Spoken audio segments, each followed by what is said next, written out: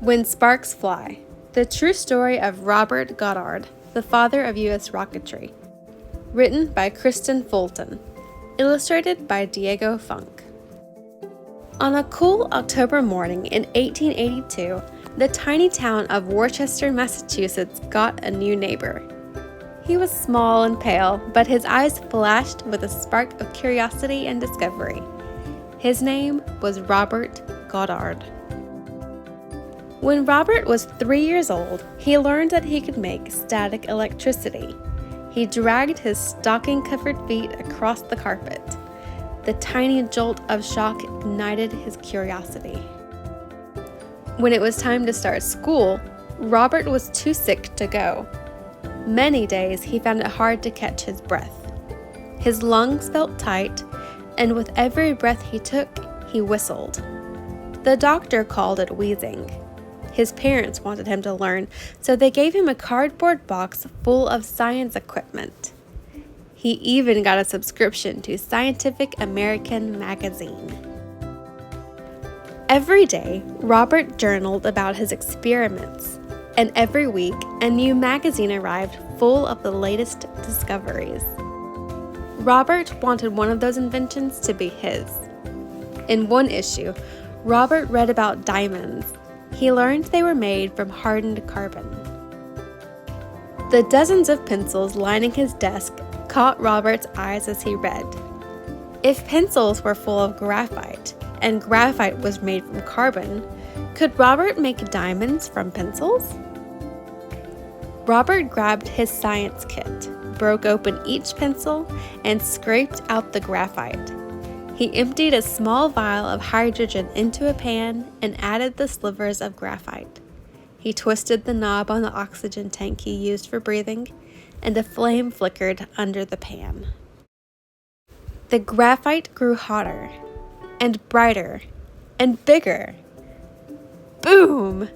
Robert hustled to his desk and scribbled in his journal, "Hydrogen and oxygen, when combined near a flame, will ignite." His experiment didn't make diamonds, but it wasn't a failure. He learned something explosive. As Robert grew, so did his curiosity. One day, Robert climbed his favorite tree to read his favorite book, The War of the Worlds, by H.G. Wells. Within the first few pages, he was lost in a world full of Martians and aliens flying to Earth in giant spaceships. Robert wondered if he could build something that would soar to space. The next morning, Robert ordered fireworks from China, signal flares from Germany, and flaming arrows from England. When the boxes arrived, he had one burning question. What made these small rockets soar? He traced their shapes, he examined each fuse, and dissected all the explosive ingredients. Robert researched, designed, and tinkered. His first rocket was ready to go. Robert walked to the meadow behind his house and set up for his first launch.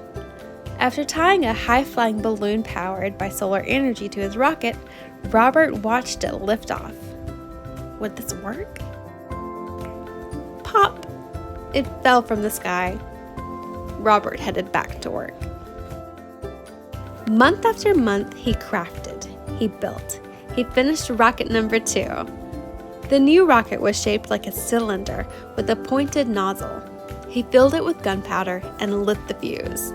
Would this work? Bam! It exploded.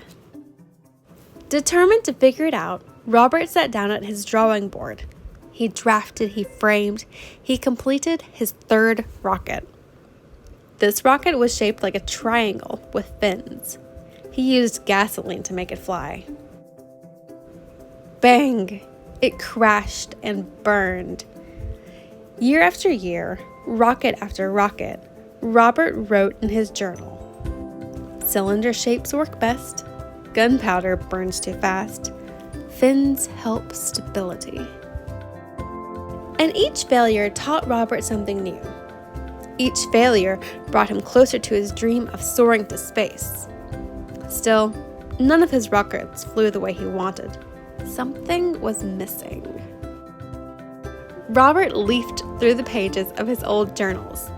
There it was! In his very first journal was the diamond explosion injury and the mistake he had made from combining hydrogen, oxygen, and a flame. Robert had a whole new idea for rocket number 4.